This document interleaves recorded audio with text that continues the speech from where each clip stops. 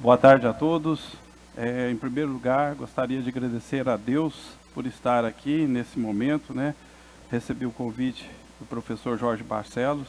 É uma honra, é uma responsabilidade estar aqui falando um pouco de hidroponia, né? Que é um segmento que quem começa a trabalhar é como o sangue que corre nas veias, certo?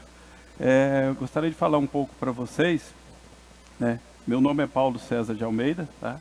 Sou sócio proprietário da Vale Verde. Hoje a gente trabalha nos vários segmentos, né? Inicialmente vou comentar um pouco da nossa história, tá? A Vale Verde começou em 1999, na cidade de Patrocínio, com a produção de mudas de café e a produção de morangos e tomate envarado. Logo após eu ter me formado em 1996, sou formado em técnico agrícola, né?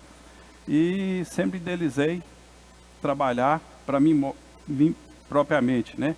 Ser dono do meu próprio negócio. E acabei iniciando um pequeno projeto, né? Que graças a Deus hoje cresceu bastante e tem solidificado o nosso negócio.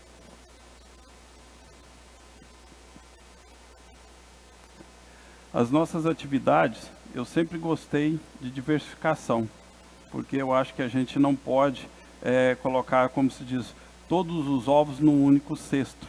A gente tem que saber trabalhar com outros segmentos, porque principalmente a gente que trabalha com agricultura, que é uma indústria a céu aberto, né?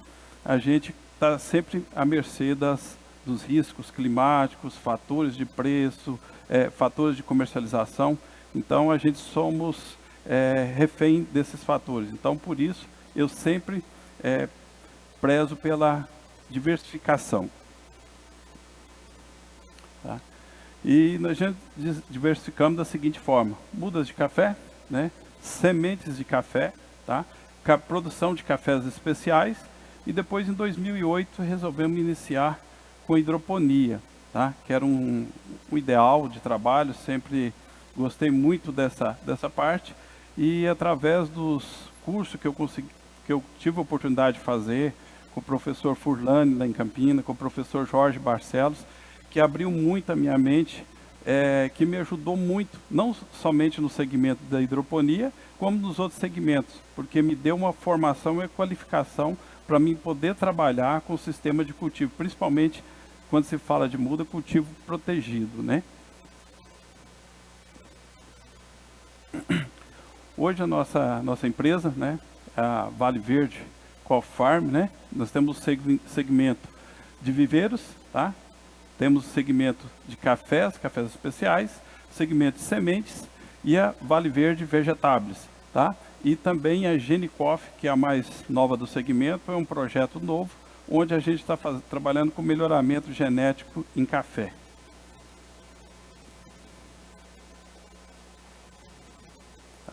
Agora, propriamente dito, sei que gastei quase 5 minutos para me apresentar, né? Vou falar propriamente dito sobre o que foi me conduzido para estar falando aqui para vocês. Vou falar para vocês do método de cultivo hidropônico de tomates especiais. Então, nós iniciamos o nosso primeiro trabalho em 2008, nós trabalhamos com o cultivo em NFT, perfil, tá? Que nos proporcionou uma produção muito boa, qualidade, conseguimos ganhar mercado com isso e trabalhamos praticamente 10 anos com o sistema NFT e trabalhava muito felizes, até surgir alguns problemas que eu vou reportar para vocês mais à frente, tá? Isso fez com que a gente tivesse que migrar do sistema NFT para o cultivo em vasos e cultivos em bag. Bag é uma sacola grande, né? Em vez de estar utilizando o vaso, mesmo volume, 8 litros, né? Em vez de você estar utilizando o vaso, a gente usa esse bag, porque é um recipiente mais barato, mas na hora, se você quiser descartar junto com o substrato no momento ali do final de ciclo, isso até facilita, e devido à questão de um custo mais barato, certo?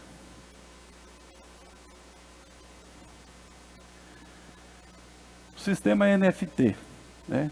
É um sistema que a gente viu muitas vantagens inicialmente, que era economia de fertilizantes, alta produtividade, alto grau de BRICS nos frutos.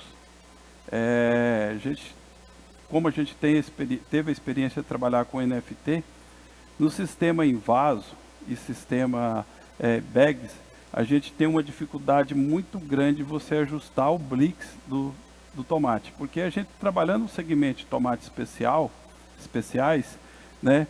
Primeira coisa é o sabor, tem que ter aparência e tem que ter sabor. Se não tiver, for aquele tomate aguado, não vai ter aceitação pelo mercado. E o sistema NFT, por ser um sistema fechado, onde você tem como concentrar maior quantidade de sais, e o tomate, por ser uma cultura que aceita maior índice de salinidade, que eu sei, que a gente já chegou a trabalhar com esse aí até 4, 5, a planta não ocorre queimas, não ocorre nada, a planta continua, simplesmente ela vai diminuir um pouco a produção, a floração, produzir menos fruto, mas cada vez o sabor fica mais intenso. E a gente trabalha, inclusive, na quantidade, quando está na fase de maturação, 3 até 3,2. Isso proporciona um produto de qualidade muito superior. O que a gente tinha de desvantagem nesse sistema? É o risco de contaminação, porque é um sistema fechado, onde a água ficava circulando e voltando, passando água por todas as raízes. Como o tomate se trata de uma cultura de ciclo alongado, né, que dependendo do manejo pode chegar até 2 anos, a gente trabalhava com ciclo no máximo 10 a 12 meses, dependendo do estado da lavoura, né, a gente mantinha isso.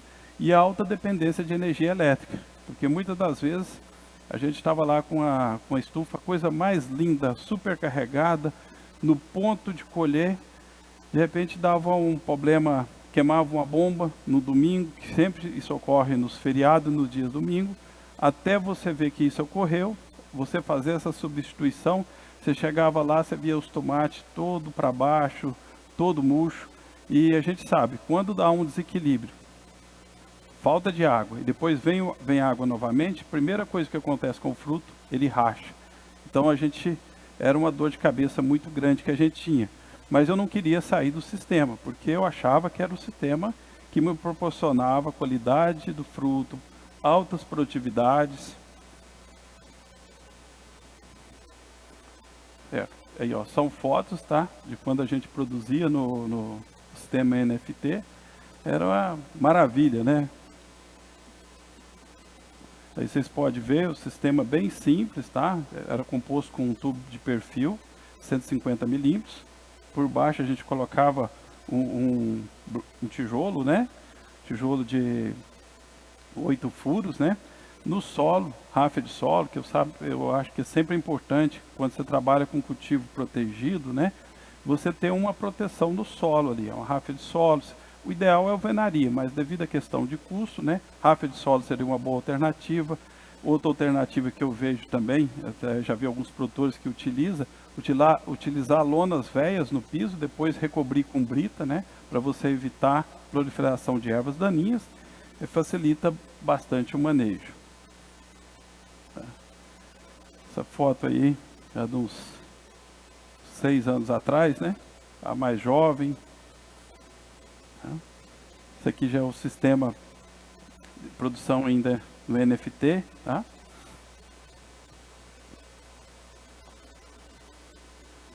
E aqui falar um pouco para vocês do sistema de produção em vasos, tá? O que é uma das vantagens do sistema de produção em vaso? Menor risco de contaminação, menor risco de morte de planta por falta d'água. É o inverso do sistema NFT, tá? A grande vantagem dele é isso aí. Um acaba suprindo a deficiência do outro, né? E a grande desvantagem que eu vejo, maior consumo de fertilizante e menor grau BRICS em relação ao NFT. Eu sei que tem produtores aí que conseguem produzir tomates no sistema, na produção em vaso, a gente hoje está produzindo, com qualidade BRICS muito boa. Porém, né, é um pouco mais complexo. Como você trabalha com um sistema que é aberto, né, e o fertilizante vai passando ali de acordo com a fase, você tem que intensificar mais as, a- os turnos de rega, né? E muitas das vezes vai diluindo e esse fertilizante não vai concentrando para a planta. E muitas das vezes, principalmente o elemento que é o potássio, que é essencial para essa qualidade de sabor, acaba ficando um pouco mais baixo e a planta fica um pouco mais aguada. Tá? Então esse é que eu vejo essa desvantagem. Mas é uma alternativa de se produzir também com muita qualidade. Você vai ter um custo mais elevado, porque você vai desperdiçar muito fertilizante, porque é um sistema aberto, onde você pode até reutilizar o lixiviado, né, o drenado dessa solução, mas não para a mesma cultura. Você pode usar para outras culturas, mas acaba sendo um dos fatores que aumenta bastante o custo de produção de tomates especiais nesse sistema.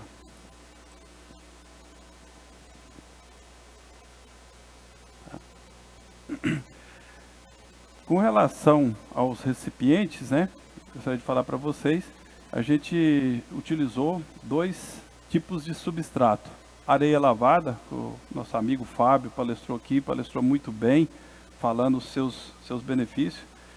Eu tive o prazer de ser um dos pioneiros nesse projeto de areia, e a areia nos ensinou muito a produzir. É um sistema que facilita muito e graças a Deus cresceu em todo o Brasil, né? Então, a vantagem do sistema de areia que eu vejo, baixo custo, né? Fácil de encontrar, fácil de desinfecção e reuso. Por que fácil de desinfecção e reuso?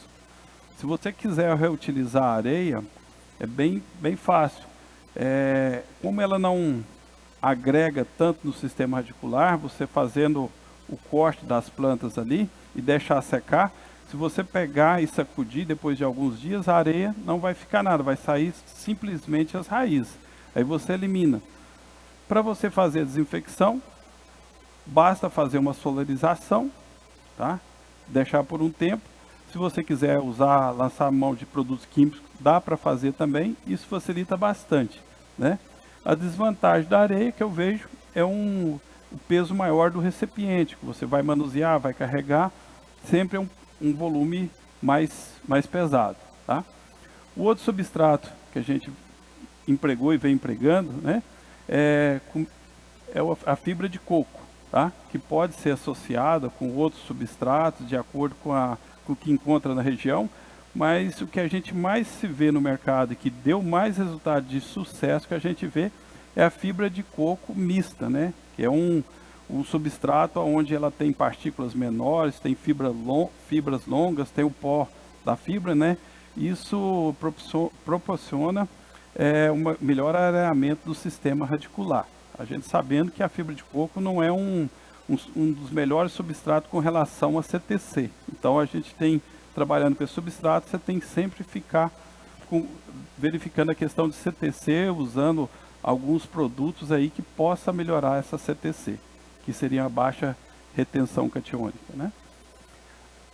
Uma das desvantagens que a gente vê no sistema de substrato, que seria a fibra de coco, substrato orgânico, né? Por ser um substrato orgânico, então ele altera a sua composição com o passar do tempo, o seu manejo você vai fazendo e também diminui de volume. Se você for fazer um reuso desse material, acaba que de um ciclo para o outro você vai aproveitar ali 60%, 70%. O resto vai ser desperdiçado.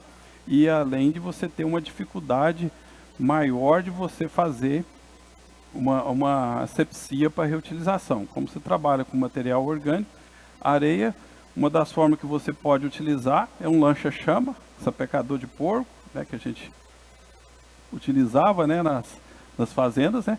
Você pode utilizar, colocar sobre um piso de alvenaria, colocar o material espalhado ali, você pode fazer uma asepsia. Outra forma seria a solarização. No caso da fibra de coco, né, seria tratamentos químicos e hoje é o biológico, né? A gente, até vou comentar com vocês um pouco à frente aí, por questões de falta de conhecimento, a tecnologia não tinha chegado ainda, né? Então se a gente tivesse os biológicos que tem hoje, as ferramentas que a gente temos hoje, há 5, 6 anos atrás, muitos problemas poderiam ser solucionados, né? Esse aqui é o sistema de bag, né, que eu comentei com vocês, que é uma sacola de 8 litros, né, onde a gente está utilizando nesse caso aí fibra de coco, tá? O sistema de irrigação, sistema de espaguete, tá? Nosso sistema de condução é um sistema bem simples, a gente conduz só até 3 metros de altura. Hoje eu acho que é um dos problemas que quase todos os produtores do Brasil têm, que é a questão de mão de obra. A gente não temos mão de obra para conduzir no sistema de carrossel, devido à utilização de mão de obra especializada, e inclusive tivemos que diminuir bastante a nossa produção no segmento de tomate, devido à questão de mercado e questão de mão de obra, porque exige muita mão de obra e uma mão de obra mais qualificada.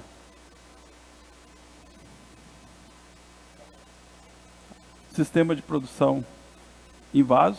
Essas fotos aqui não são da minha produção, não. Isso aqui são do nosso amigo Zeca Meirelles, que me mandou elas, né? Ele adotou o sistema, acho que já tem uns 2 a 3 anos, foi até no momento foi uma sugestão minha, que após uma visita lá, a ele eu sugeri esse sistema. Ele adotou a ideia e pode até depois reportar para vocês o sucesso que ele tem tido lá com o sistema, tá? Ele utilizava o sistema de substrato, né, que era fibra de coco, e hoje está trabalhando com o sistema de areia. E ele é um dos produtores que reutiliza, inclusive, o mesmo vaso e o mesmo substrato, simplesmente com manejo de cortar a planta, deixar secar, depois vir, sacudir ali, retirar aquele excesso de areia, descartar as partes das raízes, deixa ali por uns dias, exposto ao sol, inicia um novo ciclo de plantio e tem tido excelentes resultados.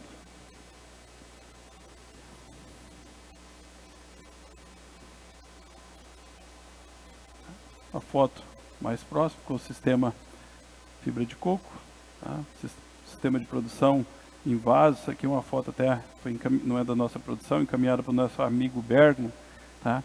Que é um sistema que é bastante interessante, onde você utiliza os vasos e você já tem um sistema de coletar o drenado, que vocês viram no meu lá, eu não faço isso, então acaba caindo muita solução no piso, e essa solução no piso acaba sendo um abrigo para multiplicação, principalmente que o Fábio falou aqui para vocês, da mosca, né, do fungos gnáticos, né, que a larvinha vem e acaba abrindo porta para outros patógenos, né? É um problema sério. Esse sistema aqui é um sistema que a Hidrogood até comercializa, que é bastante interessante, um sistema bem tecnificado, né?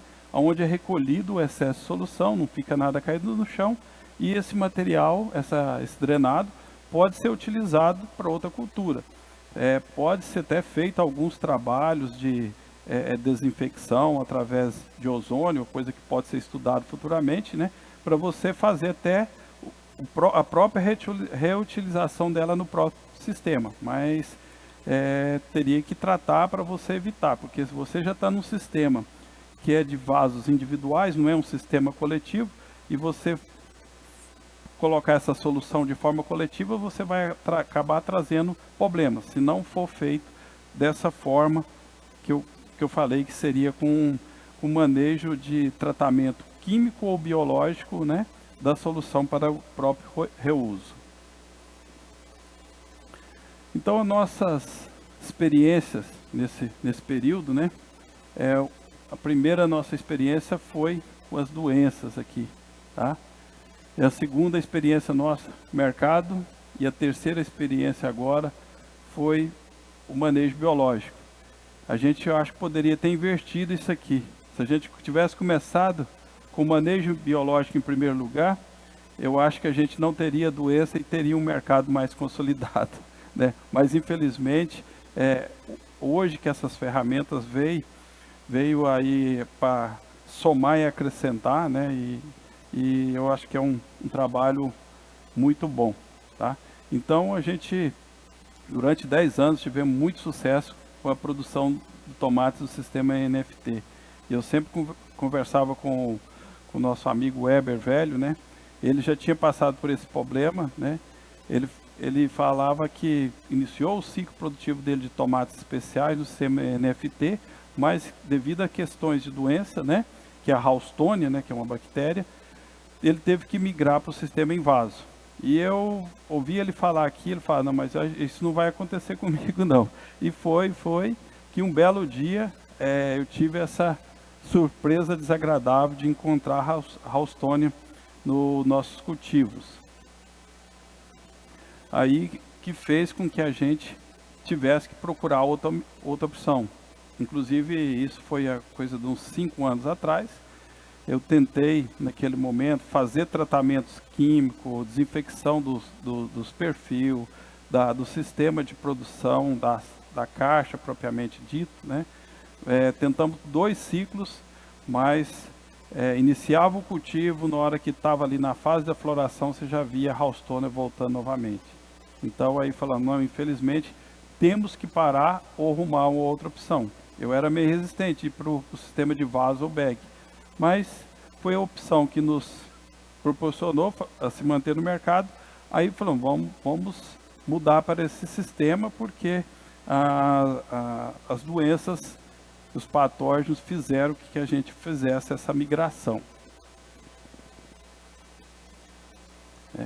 Falando um pouco aqui brevemente, né, a doença murcha de Haustonia, né, que é a bactéria, né, é a Haustonia solanaceum. Ela ataca tomates, berinjela, pimentão e pimenta, né? Então se você tiver um problema no seu sistema de NFT, essas culturas aqui, depois você não consegue trabalhar facilmente. Eu vejo um caso de sucesso, no caso inclusive do Weber, né? Que ele utiliza os seus perfis de NFT hoje para produção de pepino, com excelente qualidade e não tem problema nenhum, porque é outra família, né? A família das curcubitáceas, né? Então, tendo essa rotação de cultura, isso proporciona você utilizar esse material que porventura foi contaminado, né? Ele é favorecido por um clima quente e úmido. E a gente, ultimamente, é o que a gente tem vivido, né? É um clima quente e muitas das vezes no cultivo ali que a gente trabalha, você tem sempre que utilizar o próprio sistema de irrigação para fazer uma nebulização, amenizar horas mais quentes do dia. Você acaba fazendo que haja a proliferação desse patógeno. Aqui uma foto ilustrativa, planta da esquerda aqui, o Haustonia, começa dessa forma, planta de direita uma planta saudável. Isso aí é no cultivo em campo, você vê isso aí.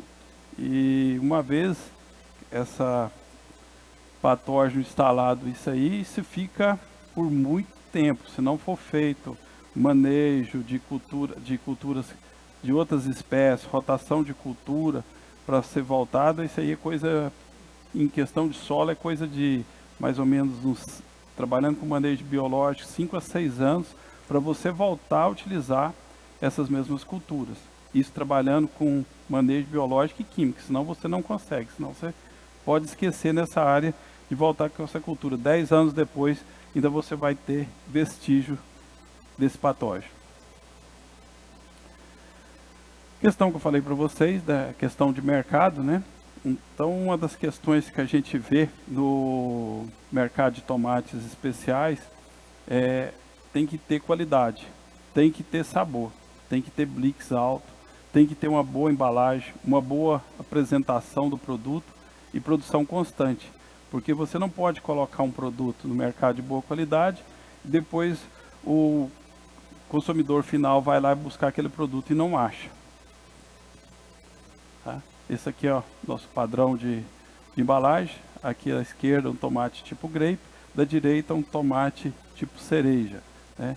E é difícil a gente falar em tomates especiais, falar em outros tipos de tomate que a gente tentou, produção de tomate mini italiano, tomates holandeses, tomates coloridos, chocolate, mas nada teve aceitação no mercado. Realmente o mercado de tomates especiais, eu falo que 90% é o segmento de tomate grape.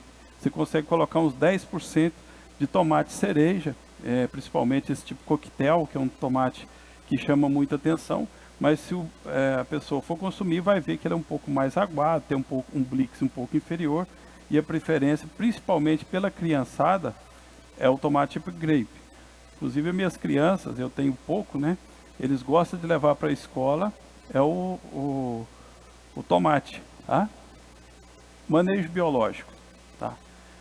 Nós iniciamos em 2020 o manejo biológico, que foi uma ferramenta que nos ajudou muito.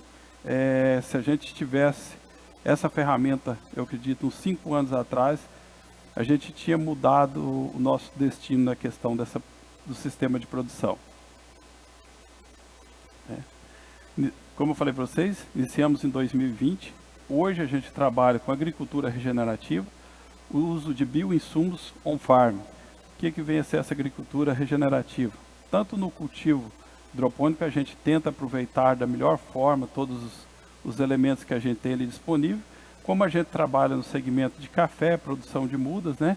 A gente tem feito um trabalho de agricultura regenerativa. O que é? Você reativar aquela vida microbiana que o solo tinha, né? Que muitas das vezes, com o uso de produtos químicos e defensivos, isso acaba baixando essa população. Então, hoje, o que a gente quer? É um equilíbrio.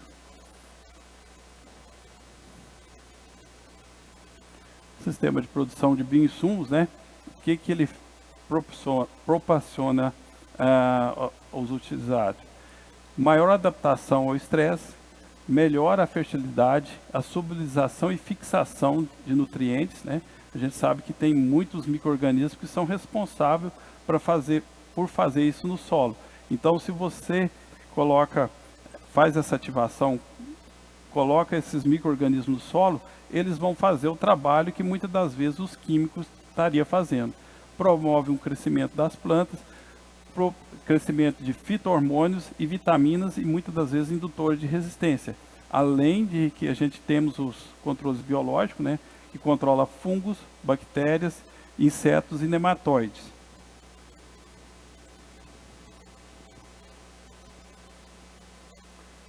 Bioinsumos do Brasil.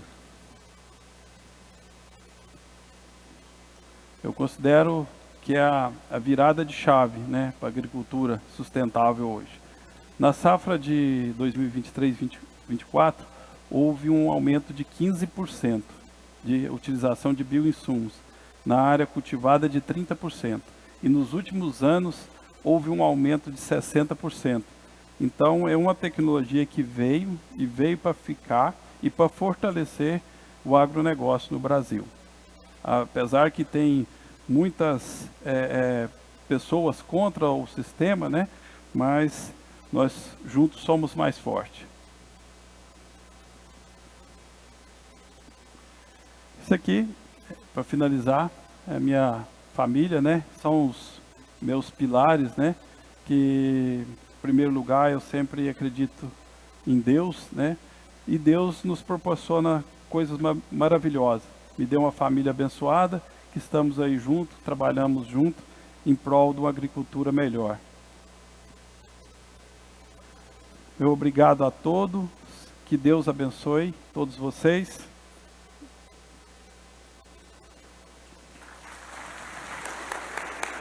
Meu nome é Paulo, né?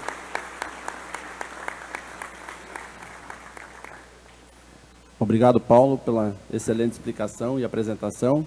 Daremos início, então, a alguns questionamentos da nossa plateia. Eu que agradeço. Paulo, como você realiza o manejo sanitário atualmente na sua produção? Você faz algum tratamento químico? E quando você utiliza a fibra de coco, como você realiza esse procedimento de lavagem dela, desse substrato? Tá. Então, como eu comentei com vocês, desde 2020 a gente fizemos uma mudança no nosso sistema de produção.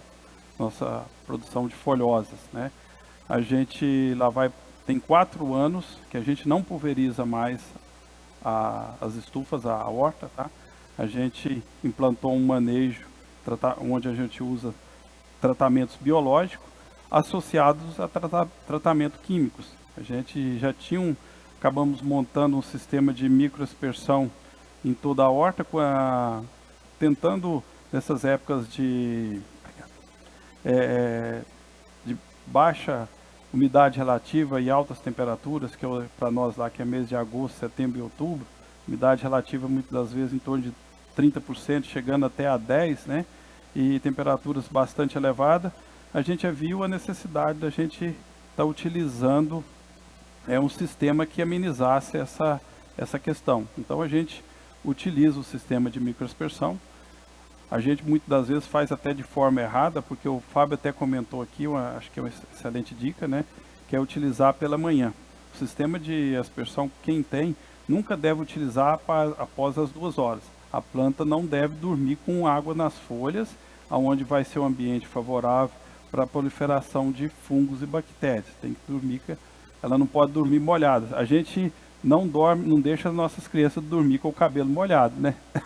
Então não podemos, no cultivo protegido, deixar as plantas dormir dessa forma.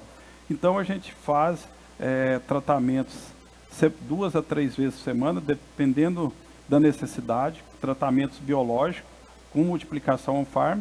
A gente faz isso via microaspersão, tá? Doses de acordo com o tipo de produto, mas a gente faz um mix ali de cepas, né? Visando insetos, visando fungo, visando bactéria, a gente ia tentando equilibrar o nosso sistema de produção. Isso é feito 2 a 3 vezes durante o ano, principalmente na época do período chuvoso a gente faz mais, que a gente tem uma parte do nosso cultivo que é entelado, certo? E a outra, sistema fechado. Então a gente fazemos essa utilização. Quando necessário, tem uma pressão maior, principalmente de trips, ou nossa região de oídio, a gente tem que lançar mão às vezes de um químico, mas isso é uma coisa aleatória, coisa de uma vez por mês. Não é aquela coisa corriqueira que a gente tinha tratamentos semanais de químico, tinha aquele padrão a ser seguido, senão a gente não tinha produção.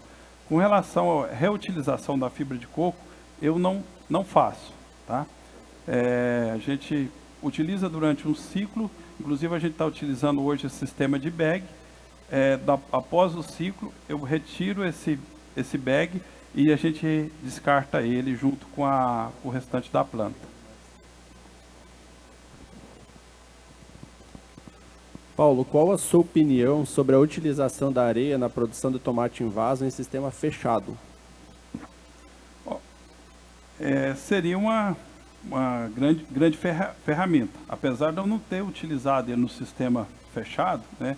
A gente só utilizou ele no sistema aberto, mas eu acredito que seria uma ferramenta bastante interessante. Porque uma vez que a areia é um substrato inerte, né? Ela não tem, a composição química dela não é material orgânico. Quando você tem materiais orgânicos, aí realmente é um pouco mais complexo, porque se você recirculando aquele material, o acúmulo de patógeno ali vai proliferar problemas patogênicos. Paulo, qual o peso médio de um vaso de 8 litros com uma planta adulta carregada com frutos? E aí, complementando a pergunta, qual seria uma produção por planta satisfatória hoje no sistema de NFT e no cultivo em substrato também? Tá. Com relação a esse peso, a gente não chegou a mensurar, mas assim, falando da questão só do vaso ali, propriamente dito, com 8 litros, ele pesa em torno de 12 quilos. Se você considerar uma planta com 3 metros de altura, mais a produção, mais o ciclo vegetativo, deve ser em torno aí, eu acredito que deve chegar em torno dos 30 quilos, mais ou menos. E questão da produção satisfatória, o nosso sistema de manejo, devido à questão de mão de obra, a gente conduz só até 3 metros de altura. Aí a gente inicia com um novo ciclo produtivo, inicia um novo ciclo produtivo. Então, se a gente conseguir uma produção de 5 a 6 quilos, está excelente. você capa ele, né? É isso que a Isso. gente entendeu, né? Isso, Em cima. é o sistema de capação. Que método você utiliza para desinfetar a areia e deixá-la apta para a semeadura? Somente água. Não utilizamos nada. Se você pegar uma areia lavada aí, ela geralmente não tem quase nada de matéria orgânica. Se você deixar ela exposta ao sol, muitas das vezes você deixa, essa própria solarização já é um sistema de desinfecção muito eficaz. Sobre a cultura do tomate e a utilização de enxertia, qual a sua opinião sobre? É uma excelente ferramenta, apesar da gente não utilizar, tá? Eu sei que para Houstônia não seria a solução do problema, mas para outros patógenos aí, tem porta-enxertos aí que dá um ganho de produção muito grande e dá principalmente no sistema de condução aí, carrossel, que às vezes cultiva 2 anos ali, né? Então isso aí dá uma vida útil muito longa para a planta. É uma excelente tecnologia. O senhor trabalha com 2 hastes, pelo que vimos nas fotos. Quais os pontos positivos e negativos em relação à utilização de uma única haste? Se tratando de tomate do segmento tomates especiais, tipo grape, o padrão que o tomate o mercado quer é um tomate de 8 a 10 gramas. Eles não querem um tomate maior do que isso. Se você trabalhar com uma única haste, dificilmente você vai colher esses frutos. Você vai ter fruto com calibre bem maior. Então, uma das ferramentas que a gente tem para você fazer com que ele fique com o calibre menor, que é o padrão que o mercado aceita, é a utilização de 2 ou até 3 hastes. Devido à questão do nosso espaçamento, a gente opta para trabalhar com 2 hastes. Quais os produtos biológicos mais utilizados atualmente aí no manejo aqui de pragas, enfim, mas pragas e doenças, se o senhor pudesse falar um pouco nesse sentido? Tá. A gente utiliza a nossa principal ferramenta que a gente temos lá, que é a nossa multiplicação on-farm, a gente chama de chá de composto ou TMT, tá? Que é uma junção de micro-organismos onde você faz uma multiplicação on-farm, onde é coletado serrapilheira de mata e de bambuzais, onde você usa um meio de cultivo que faça com que esses micro-organismos se proliferem. E a gente faz aplicações 2 a 3 vezes com esse portfólio de micro-organismos. A gente muitas das vezes manda analisar e a gente já chegou a encontrar em torno de 15 mil cepas diferentes de micro-organismos existentes nesse multiplicado, que seria a forma que você encontra na natureza. Você vai numa mata, você passa a mão ali sobre as folhas, você vê aquele monte material ali esbranquiçados, né? Que são os espórios dos fungos. Tem fungos maléficos, mas tem os fungos benéficos. E como está na natureza, existe um equilíbrio, né? Sempre os fungos benéficos estão ali sobre maioria, predominando sobre aqueles maléficos. Você faz essa multiplicação, a gente faz essa aplicação, isso acabou nos fazendo que seja o nosso carro-chefe.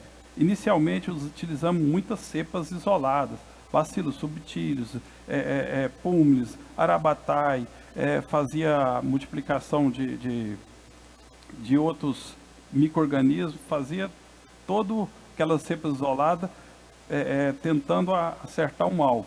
Mas aí depois que chegamos ao equilíbrio, inclusive o nosso consultor que nos idealizou esse projeto na época, foi o Tomita, né, o Celso Tomita.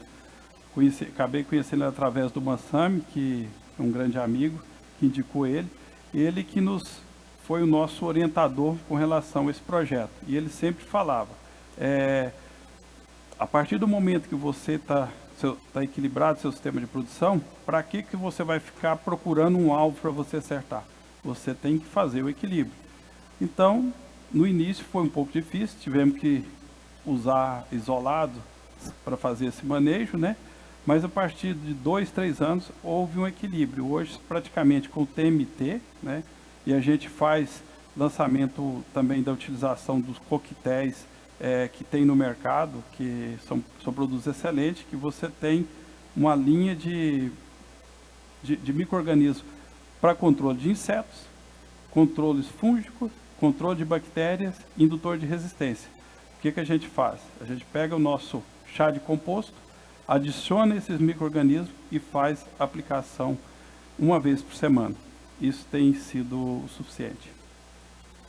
E a multiplicação desses biológicos, como você já bem falou, é realizada na propriedade mesmo, né? Aí tem uma questão aqui que solicita que você fale um pouco mais de como que é realizado esse manejo de multiplicação aí na propriedade de vocês.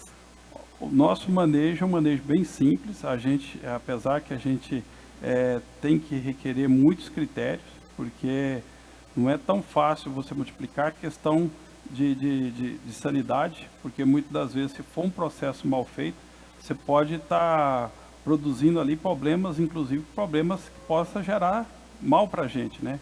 Uma multiplicação de forma errada, você pode estar produzindo aí um botulismo, por exemplo, que é um problema de saúde animal e questão de saúde humana, né? Então tem que tomar muito cuidado. Nosso sistema com relação ao TMT é um processo bem simples, né? Hoje a gente optou em comprar os isolados, tá? A gente não está fazendo multiplicação de isolados na fazenda, a gente tem que comprar de forma comercial, adicionados eles ao TMT e é onde a gente faz essa aplicação, objetivando alguns alvos, né? Se a gente tem um problema de trips, a gente utiliza hoje um produto comercial que o Eros depois vai estar até falando aí para vocês, acho que tem uma palestra dele, não sei se é hoje ou amanhã, que são os excelentes produtos, que ele conseguiu colocar 10 tipos de micro-organismos que dão controle de inseto. E tem outras ferramentas, outros produtos comerciais dele, que são uma associação de micro-organismos que controla a parte fúngica, outros que controlam bactérias, outros que são indutores de resistência. Então a gente tem lançado mão dessas ferramentas. Eu optei em comprar de forma comercial, porque a questão para você fazer a multiplicação on-farm de produtos mais completos, para você ter uma eficiência, porque a multiplicação on-farm de cepas isoladas, muitas das vezes, não é só você multiplicar o micro-organismo, é muito fácil, mas o que faz o efeito é o metabólico dele. Então tem que saber se esse micro-organismo está produzindo esse metabólico e vai ter o controle para trás, que é o caso dos BTI, né? No caso da espinosina, tá? Se não for feito, não tiver essa produção de metabólico, você vai ter uma produção de micro-organismos, mas você não vai ter eficiência no seu controle. Então a gente, como seria muito mais caro a gente ter um laboratório específico, a gente optou em comprar produtos comerciais e está utilizando essa ferramenta. Mas é uma coisa que dá para fazer a nível de fazenda, onde se tem o critério, tem que fazer uma estrutura bem limpa, com bastante asepsia, para não ter problemas de contaminação. Paulo, seria loucura pensar em fazer um café especial em cultivo hidropônico? O café propriamente não, mas o sistema de produção de mudas que proporcionaria lavouras de cafés especiais, sim. A gente até utiliza, hoje as calhas de areias, né, como mini jardim clonal para a produção de mudas de café arábica, que é uma coisa que o pessoal utilizava praticamente só no cafés robustos. A gente está levando essa tecnologia para o arábica.